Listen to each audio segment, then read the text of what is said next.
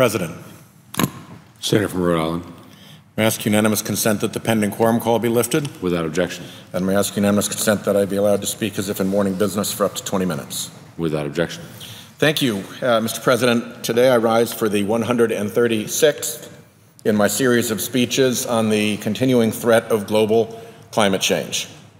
Real science, the peer-reviewed kind, continues to prove the established connection between carbon pollution and the startling changes we see in our climate and oceans. Changes that are so profound that we will leave to our children and grandchildren a world very different from the one we knew growing up. Nonetheless, powerful fossil fuel interests still willfully spread disinformation about climate science. There are obvious similarities between the fossil fuel industry's denial of its products' climate effects and the tobacco industry's denial of its products' health effects. These similarities are sufficient that a proper inquiry should be made about pursuing a civil lawsuit like the one the Justice Department brought and won against Big Tobacco. I have made that suggestion, and wow, did that set off an outburst. The right-wing climate denial outfits and the fossil fuel industry mouthpieces went into high gear. I think there were about 100 spontaneous reactions to my Washington Post op-ed and to a related question that I asked Attorney General Lynch. This outburst was interesting. There was usually only a degree or two of separation between the outlets and mouthpieces engaged in this outburst and the fossil fuel industry. Most of the arguments were the same, with the same telling falsehoods, omissions, and oversights. Among these misstatements, various outlets said that the aim of any such investigation would be to, and I'll quote, silence climate dissidents, end quote, and squelch, quote, independent thought, end quote. Indeed, that such an inquiry would be an affront, I'm quoting again, an affront to the scientific method. Any investigation of fraud would be an attack on science. Well, maybe if most of your science is fraud, you see things that way, but the charge is just not true in any ordinary sense of the words involved. And the language was near hysterical. I was the Grand Inquisitor Torquemada, and mighty ExxonMobil was lonely Galileo. The state attorneys general were involved in a, quote, Soviet-style investigation, and another, quote, gangster government. Oh, it was big talk indeed. But it does raise this question. If the Wall Street Journal editorial page and the other fossil fuel industry mouthpieces were such resolute guardians of the scientific method, where were they when actual peer-reviewed climate scientists were investigated and harassed and bullied for doing their jobs? So we took a look, and here's what you see. From the mouthpieces, possible civil investigation of the fossil fuel industry, massive indignation. Actual investigations of legitimate climate scientists, silent equanimity. Here's some of the history. This February, the chairman of the House Science Committee issued a government subpoena to NOAA Administrator Kathy Sullivan seeking to investigate NOAA scientists' deliberative materials. And this was not the first time. The chairman issued a previous government subpoena against NOAA scientists after the journal Science published a NOAA report debunking the fossil fuel-funded climate deniers' contention that global warming had paused. So, junior senator from Rhode Island mentions possible inquiry into fossil fuel industry fraud. Industry mouthpieces go ape. Committee chairman actually issues subpoenas against scientists. Not a peep. In 2005, a former chairman of the House Energy and Commerce Committee sought to investigate the personal emails of a climate scientist after he published a study showing the rapid increase in global temperatures. This investigative effort was so rank that even fellow Republicans objected. Sherwood Baylor, then a Republican congressman from New York, expressed his, quote, strenuous objections to the chairman's, quote, misguided and illegitimate investigation. Even with that public warning of a misguided and illegitimate investigation against scientists, not a peep from the mouthpieces. In 2010, the Attorney General, Ken Cuccinelli of Virginia, launched an investigation against a University of Virginia faculty member, a climate scientist, of course. The Attorney General served the University of Virginia with a series of civil investigative demands to produce documents related to the work of the offending UVA faculty member. Well, to its credit, UVA refused and won a multi-year legal battle with the Attorney General that went all the way to the Virginia Supreme Court. So again, attorneys general consider investigating the fossil fuel industry and all the mouthpieces go ape. An actual attorney general harasses an actual climate scientist to the point where the university has to send its lawyers to defend him. And from the mouthpieces, not a peep through all those years of litigation. In 2011, as the Cuccinelli investigation was underway, an oil industry front group called the American Tradition Institute, which is now known as the Energy and Environment Legal Institute, doubled down and sought identical materials from UVA through a Freedom of Information request, Freedom of Information Act request. Again, UVA objected, and in 2014, the Supreme Court of Virginia unanimously threw that out too, based on, and I quote the Supreme Court of Virginia, the concept of academic freedom and the interest in protecting research.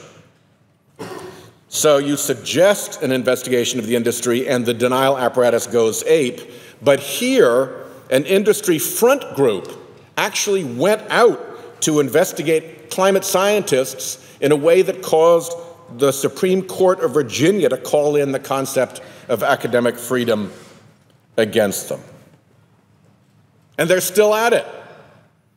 Despite the UVA loss in court, the Energy and Environment Legal Institute has since filed FOIA requests against scientists at NASA, Texas A&M, Texas Tech, the University of Alabama Huntsville, the University of Delaware, and the University of Arizona. Some double standard. In 2009, a hacker stole more than 1,000 emails and 3,000 other documents from climate scientists at the University of East Anglia in Britain who were working on a United Nations report on climate change.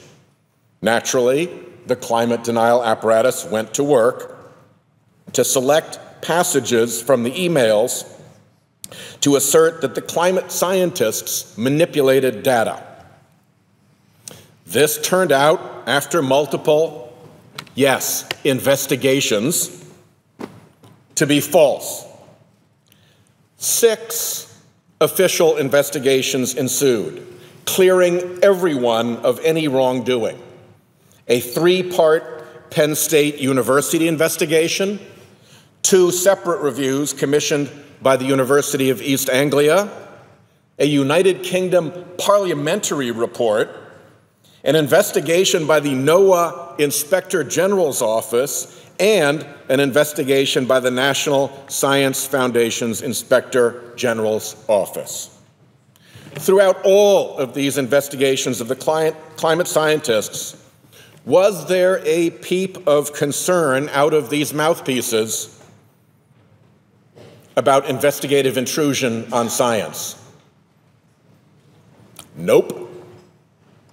Here in this chamber, a senator, then the ranking member on the Environment and Public Works Committee, our senior senator from Oklahoma, publicly called for a criminal investigation into American and British scientists who had worked on the UN report or had communications with the University of East Anglia's Climate Research Unit. The senator claimed that scientific data was contrived and fabricated, and that in an attempt to conceal the manipulation of climate data, information disclosure laws may have been violated. He even named 17 key players in the controversy, including, wouldn't you know it, that UVA scientist who had been the subject of harassment by the Attorney General. His staff report suggested that the scientists violated fundamental ethical principles and, quote, may have violated federal law. He called scientists at the Climate Research Unit scientists who commit crimes. Wow, there you go, a senator calling for criminal investigation of actual climate scientists. That must have set these mouthpieces squawking about the intrusion of investigation into science, right? Well, actually, no. Again, there was not a peep of concern. Mr. President, climate science constantly finds itself in the crosshairs of a climate denial apparatus that has an ugly side. Inside Climate News reports climate scientists often face death threats, vituperation, claims of fraud, and other forms of intimidation. And science is starting to look at that denial apparatus. Sound, peer-reviewed academic work shows how a carefully built apparatus of disinformation has been misleading the public and policymakers about the risks of carbon. That's scientific work. Sound, peer-reviewed academic scientific work shows how disinformation campaigns funded by fossil fuel interests to sow doubt about climate science have been effective in shaping American public opinion. A recent study by 16 scientists, including John Cook of the University of Queensland, Naomi Oreskes of Harvard University, and Peter Doran of Louisiana State University, examined the discrepancy between what the public thinks and what scientists know about climate change. And they found, I quote, the consensus that humans are causing recent global warming is shared by 90 to 100% of publishing climate scientists, end quote. Why the gap in public recognition from what the scientists know? Because of a persistent effort, and I'll quote the report here, manufacturing doubt about the scientific consensus on climate change, end quote. Part of the work of this denial apparatus has been to harass and investigate climate scientists over and over and over again. So, when these mouthpieces, with 1 or 2 degrees of separation from the fossil fuel industry, have an outburst about the sanctity of science from any investigation, well, that deserves an eyebrow. And when the only time their concern for scientific integrity appears is when an investigation might look at the fossil fuel industry, but they're quiet as mice whenever actual climate scientists are being investigated, well, that merits further skepticism. There are a lot of reasons why the scientific integrity argument doesn't apply to a fraud investigation of the fossil fuel industry and its front groups. Actually, too many reasons for me to go into here and now in the allotted time. But here's the bottom line. One, the argument is a phony, designed to protect from investigation an industry that may well have engaged in deliberate fraud on a massive scale. Two, the clamor is phony, whipped up 100-fold, but through industry mouthpieces. And three, come on, the sincerity is completely phony, because the mouthpieces have had nothing to say for years when real climate scientists were actually investigated. They only swung into action when the possibility emerged that the fossil fuel industry may have to face investigation for fraud. There is a wooden cross in faraway Antarctica memorializing the Scott expedition to the South Pole. It is carved with the closing line from Alfred Lord Tennyson's Ulysses: to strive, to seek, to find, and not to yield.